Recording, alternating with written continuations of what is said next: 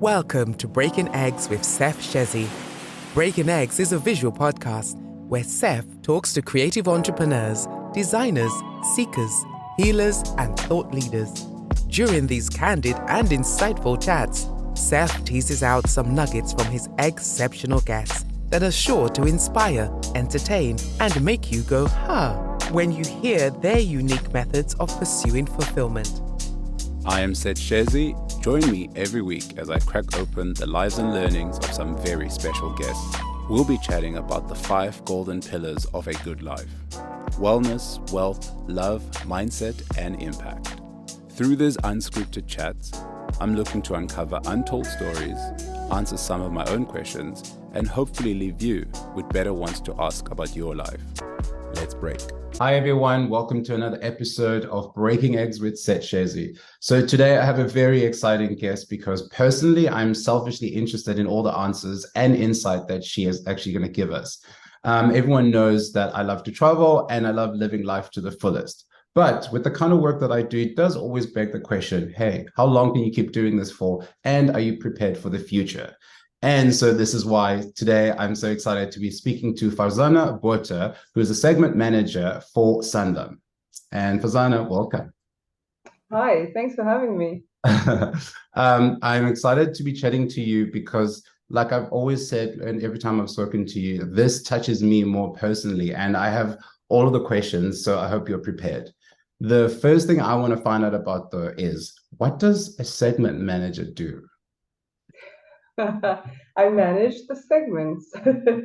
the segments of people. So one of my core functions is to bring products closer to people, right? So to connect them in terms of hyper relevance. Yeah. And as you might know in your own world, there's different personas and there's different profiles of people. Yeah. And I want to make sure that our marketing efforts and our communication efforts are aligned between the product and the people.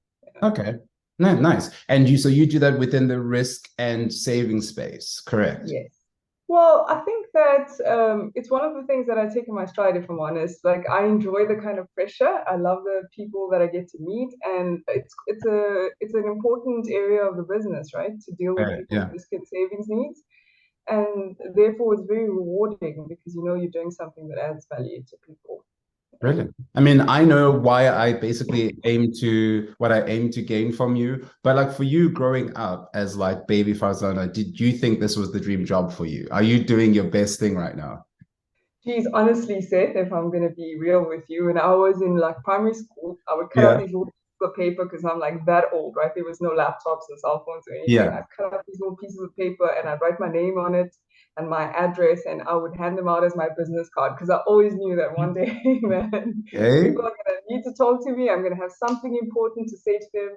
And I feel like I'm finally doing the things that I'm most passionate about and that resonates with who I am. Yeah. Amazing. And the fact that you've achieved the thing that you wanted to do so young kind of puts me at ease and makes me feel like I'm in good hands. I'm in basically the hands of an overachiever who's managed to like put her mind into something and then actually achieve it. So I've been looking at the stats because right now Sanlam is running a campaign where you guys did some research basically to find out what the savings are looking like for the fellow South Africans. And then I was privy to see the results, and I am scared a little bit. And I'm hoping you can take me through the journey where we can bridge that gap a bit, because I found myself sort of like being stunned by the numbers that I saw, that only about 37% of South Africans, or of the people that you polled, were actually saving consistently. And I was like, I thought I was the only one who's kind of patchy here and there. And to think that it's a nationwide thing is kind of worrying. So please tell me more about that. Yeah, so interestingly enough, even in our campaign last year, we surveyed a number of respondents, 2,200 last year, just over 1,000 this year. And we found that there's a significantly low savings culture in South Africa. Whether you're speaking to us or anyone else, they'll tell you that we have a very low savings culture. And as we know, culture is usually things that are passed on traditionally, things that we learn through behavior. And I think that because we've never learned, or we've never had the opportunity to, because of other circumstances that have limited people's ability to put money away, we see that poor savings culture, and it's reflecting in the numbers. Okay. And so would you say then it's a large lack of education really that I think is holding everyone back? Absolutely. Once we know better, we can do better. And Oh yeah. unfortunately, culturally as well, growing up in my own household, we weren't privy to financial conversations. We saw the father go to work, the mom making things happen at home. And the certain patterns of behavior that we learned, unless we break those cycles, we don't know any better, right? So Yeah. there's that one aspect. The second aspect is many of us are sort of climbing our way out of a situation that we found ourselves in consequently, right? So if we were born in a rural area, if we had limited formal education and training, Yeah. and everything around us was limited in terms of the actual skills and development. We are the generation that's trying to learn new things and apply them. So we're still feeling our way around, and we know where we want to go. We just don't know how to get there. Yeah. So we Yeah. need to, bridge that gap of understanding. Okay. And now I think that for me, there was a time where I think it was very linear and very clear that you would work and then you'd turn a certain age and then you would retire.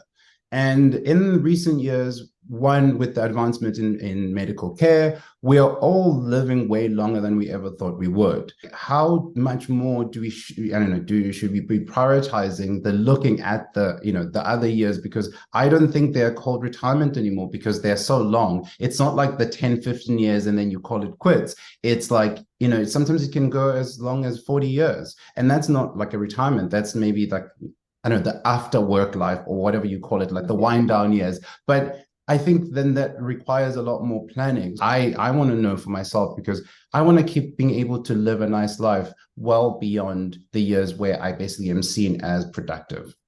Yeah, no, I agree with you. You touched on an important thing where you said it was previously linear. Now, one of the things that we're seeing in our research and even just being in the market is that the way people earn an income is not traditional, right? Oh, yeah. So Yeah. yeah, so we don't have people getting into the working world at like 18, 19, and then staying in that one company until they're 55 or Yeah. 60 and then just earning a pension fund and then retiring. It's just not the way it works. Either because that's not the way people are earning income and that's not how they see themselves, being productive. Yeah. And secondly, in terms of longevity, as you pointed out, people are living a lot longer, partly because we know better, we're prioritizing our health, we have access to healthcare. And also for every generation that comes thereafter, we find improvements, right? So people are living longer, they're earning income in a different way. So the way in which we've seen retirement has to radically shift, which is part of the thing that I'm undertaking to do with this particular narrative, is to help people understand and see themselves in that personalized way. What is their journey? It doesn't look like our parents' journey or their parents before them. So if we understand our own journey is so dynamic and we keep reinventing ourselves and we keep pivoting into different periods of life, when you're getting to the age of 50 or 55 or 60, you're actually not retiring. You are an expert. You're as intelligent and as wise as you've ever been. You're as skilled as you've ever been. Does that mean you stop or do you pivot and you use those expertise in a different way? Yeah. And Yeah. if you're constructing your journey that way, how do we partner with you to make sure that for every one of those steps and every pivot and every move, you've got a plan in place to say, financially, this is what I'm going to do. From a risk point of view, this is how I protect myself. So you've got all your bases covered. Okay, but how then do we do that? Because I find that most sort of financial providers, especially insurance or life providers, they're quite daunting and intimidating. It's not every day that I get to have a conversation like this, and I feel like maybe this is step one of trying to demystify and, in a way, like humanize these big institutions that we just know that they hold our money, but we don't really know what else happens, and we hope that one day it comes back. And I think having an open conversation like this kind of like starts, but I mean, it's still a long way away, I guess, before we can be completely like demystified. Absolutely, Seth. I think one of the things that I'm championing in my role and one of my responsibilities is to bridge that gap of understanding, right? I want to pass the baton so that the generations that come after me, or for every conversation that I have, there's a new uh, notion of thinking or method of thinking and approaching it. So I want to make it possible for people to understand that it's not that you just stick your money into a retirement annuity and you just wait until you get there. Yeah. Because we're so dynamic and because we're able to personalize literally any experience we want in life, you can do the same with your finances. And you don't have to buy one particular product. The idea is that you start having the right conversations, just like we're doing now. You start asking the questions, you start empowering yourself with knowledge, and you say, if this is what I see myself doing, what are the things that are going to get me there? And do you, Mr. Advisor or product provider, do you have the solutions for me based on the future that I envision for myself? Yeah. So it won't necessarily be one particular product, but it can be a series of things that are going to get you along those little steps on your journey. And that's the narrative that I want to encourage. And I want to get people asking questions rather than having preconceived ideas and finalized answers, because there's no such thing. Of course. Yeah, yeah. I always like kind of imagine that, you know, when we were younger, or at least when I was younger, during the analog phase, we used to play Monopoly a lot. And Yeah. always like, and you still remember the rules of like that game so intently. And I just always thought like, I wish the rules of the game, like, you know, go to jail, buy that house, sell the hotel, were actually real life financial advice, because I would still remember it and I would have learned it while in a gamified kind of like sequence. And I wish there was actually something like that in real life. So did you see my game? Did you see our game? I haven't.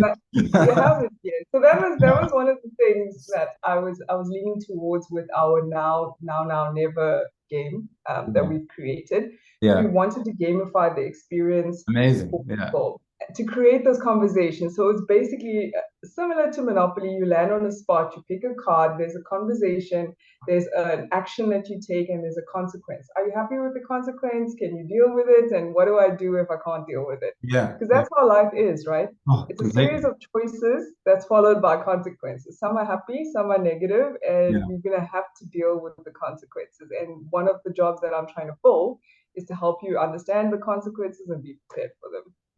Brilliant. Okay. And so like, is the game going to be made available to actual people to like use or play with? Well, one of the things that we did as an initial starting point is to enable the people who control the conversation, like yourself, to have a copy of the game so that you can play it with your friends and family, and then you can record that experience for your viewers. Hopefully, eventually, we'll be able to get a digital version, but I wanted to keep it retro so that you have an actual board game and you have the board game experience, and and then you can create conversations for your audience. Brilliant. I mean, I literally can't wait until that happens, because I love board games and I feel like that's the easiest way to learn, if you like gamify something. And I think, and like you mentioned before, that like our knowledge and understanding of financial terms is still so nascent for South Africans that it needs to start there. Like take it to the bottom level, play a game, learn the basics before you get into like a boardroom with your advisor where it's all intimidating and they're telling you 8% this and then annual. Like the word annual is scary when you're inside like an advisor's office. Like, you know, like simple things that you would know outside suddenly sound more daunting. And for me as an entrepreneur, I've always thought that my cheat could be the fact that, okay, cool, as an entrepreneur, I don't have to necessarily save for retirement because I can just keep having the company running forever. But that's not true, is it? Not necessarily, because there's lots of risks to consider. And remember, in your type of occupation, you are the key resource, right? Yeah. So if you are fully reliant, people sometimes get sick, you know? Yeah, your cognitive ability to be, you know, the upbeat Yeah. Seth. And I mean, some days I struggle to even just comb my hair to the right side, you know what I mean? So imagine being able to do that for 40, 50, 60 years. I'm sure you would like to monetize your skills and abilities in a different way as you age, so that you can put less time into your business, but it starts giving you a good output. Of course.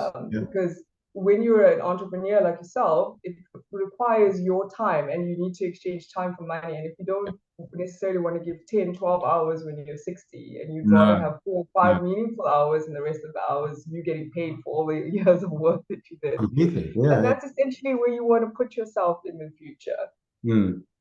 So would you say then what we're talking about right now, the programs that the solutions that you have that people could basically look into, they look beyond just retirement. So you actually offer solutions for if you want certain funds to basically come out at a certain time that allow you to invest in companies, that then allow you to scale your business or allow you, so things that actually are not just for retirement where it pays you a monthly kind of like amount and then you just get to live off it, right?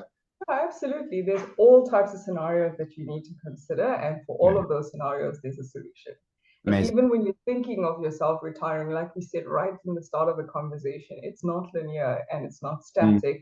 So if you see yourself as Seth Shezi, 65-year-old who does like a 1 hour radio broadcast and then the other 12 hours of the day he's just living it up in another country. If that's your vision for yourself, there are products and solutions to get you there.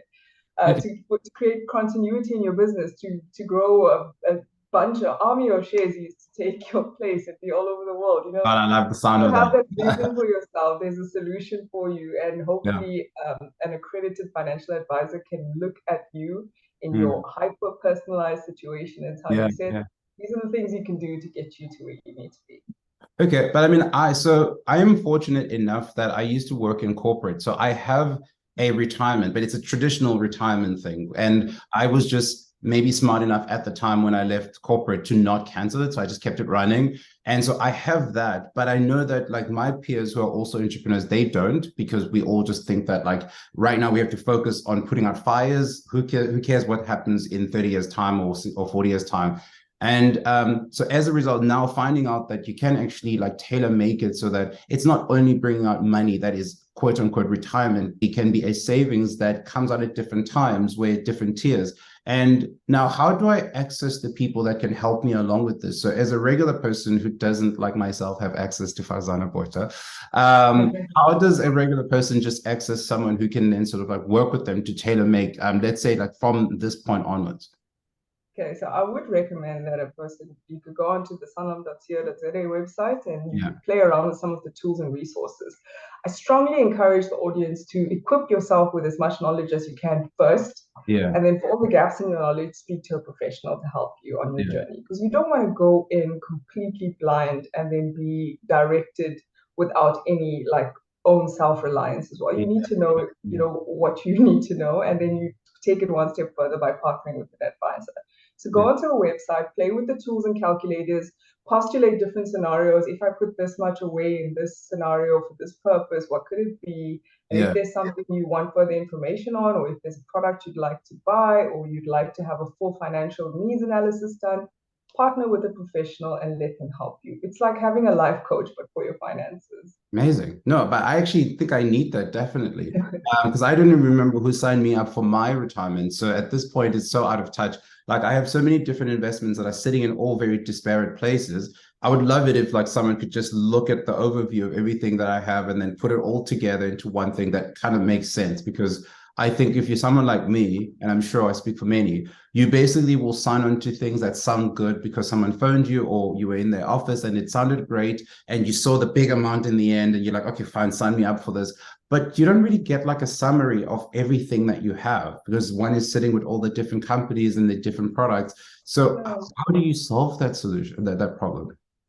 Yeah, so that's also something that an advisor can help you with, because usually one of the things that they do is take an assessment to see what do you have everywhere, and they paint a picture for you. Okay, Seth's got this for this company, and he's got this from his old company when he left, and then he shows you, this is your current picture as it is, and then we talk about where would you like to go, and then we talk about all the things that you need to fall in to get there. So an advisor can definitely help you pull it all together and create like a full lay of the land type of thing. And it's hard to do that if you're trying to do that by yourself, because you don't even remember the thing that you took 20 years ago and then you made up 10 years ago. And then when you pass away, somebody goes and manages your estate and then they find this thing that was lying there. So if you get in touch with an advisor, usually they're able to do a needs analysis where they'll be able to collect all the information based on all the products that you have. Cool. Amazing. Like, I mean, this is for me just personally been so empowering, and I hope that it actually helps someone else to sort of understand that like they have options and they have solutions. But I don't want this conversation to end here because I think that we're just touching the surface of like demystifying and making sort of like the financial institutions less sort of daunting to like the individual, because I have a lot more questions where this is. Oh, I can talk for hours, especially No, especially when I'm caffeinated and sugared up. So I'll have a conversation with you anytime. same. I mean, like I literally have like two coffees here and my water. So I'm only respecting you by not having more coffee because I'm like already like buzzing.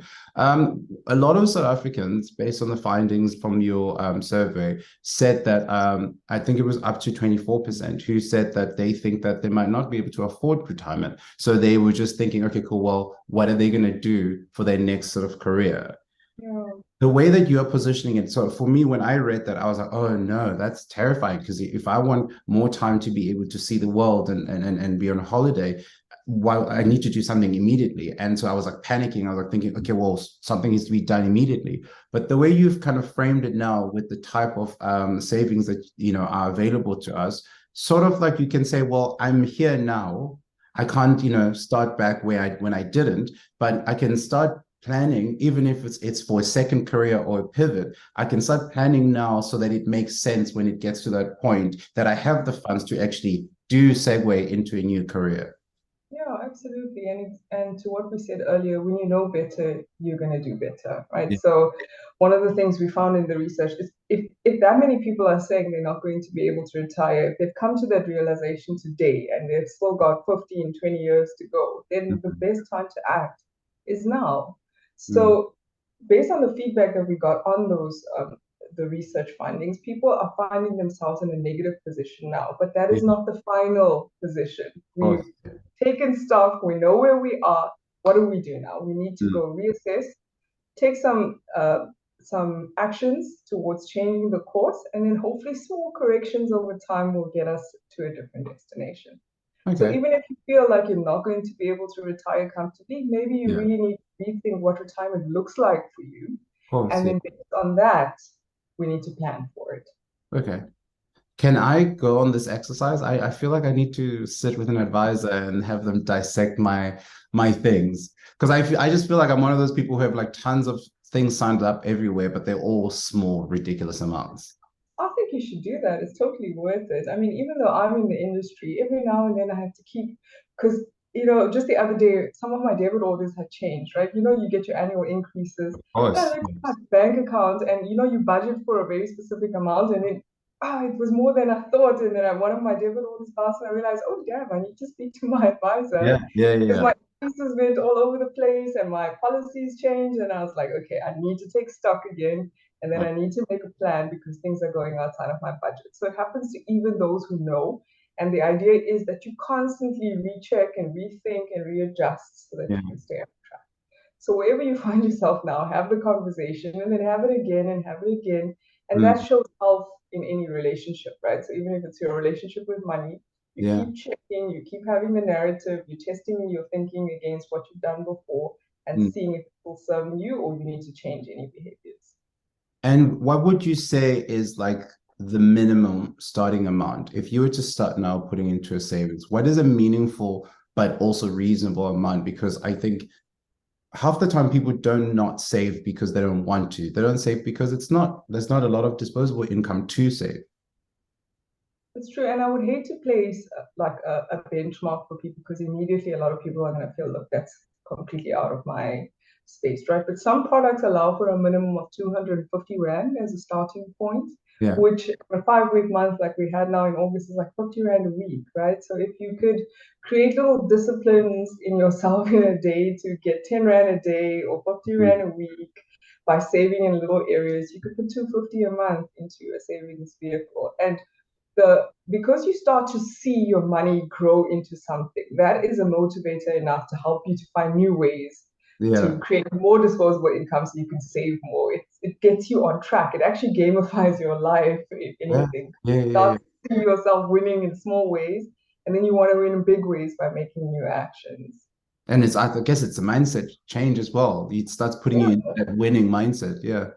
Yeah, and there's nothing more rewarding than self-reliance, I have to say. Like, a lot of things are coming at us, right, from a economic point of view and a social situation politics, all those things happen outside of our control. Yeah. But whenever we find ourselves being able to take control of any situation, it creates a type of resilience in us. And I mean, we see that in South Africans in general, but they don't even recognize it in themselves, that we're very resilient. But once we become aware and we start to build self-reliance in small areas, it really is empowering. And if we can help South Africans build self-reliance around their finances, we're going to change the savings culture. Yeah. But they need to see that it's the actions that they take for themselves, whether it's speaking to an advisor or whether it's saving 10 Rand a day and then eventually putting it into something and growing it over time. Those things build those resilient behaviors in yourself, and it gets you to the outcomes that you want. And you did it for yourself, which helps change the pattern for generations to come.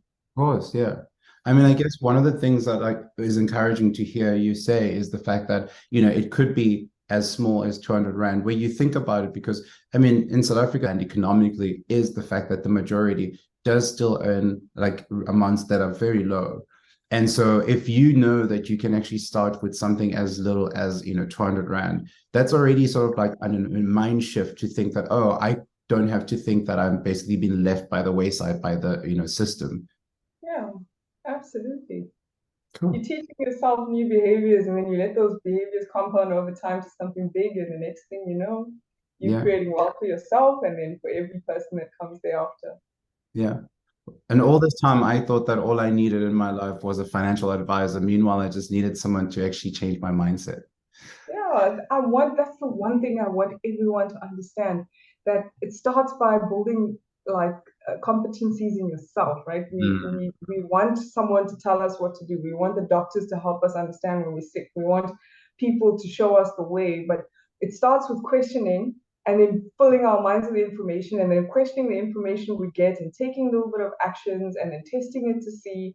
So I want people to start asking questions and building competencies, especially around their finances, because it doesn't matter where you started, it only matters where you end, right? And if you already know that you're not going where you want to go, you have the power to change it. And I don't mean to sound like a fortune cookie, but it really is my life philosophy. Anything I don't like, I can change it if I just am honest with myself, I ask the right questions, and I take the right actions.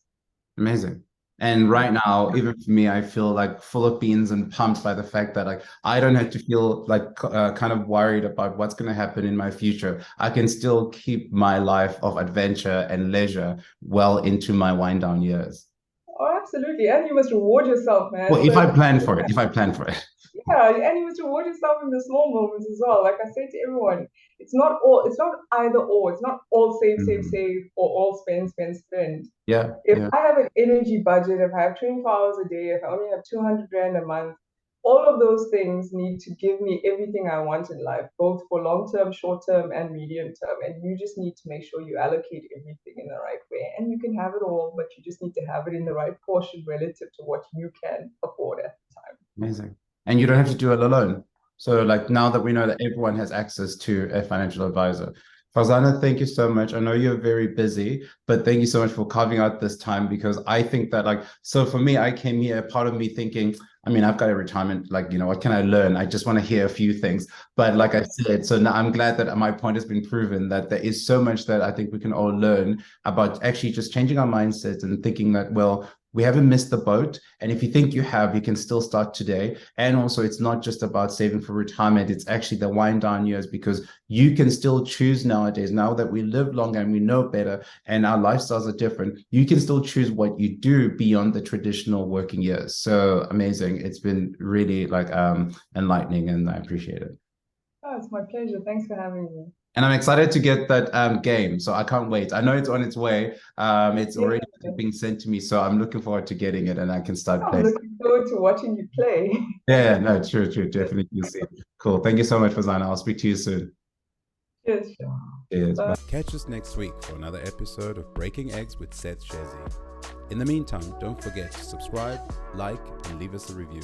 We would love to hear from you. Until then, let's break.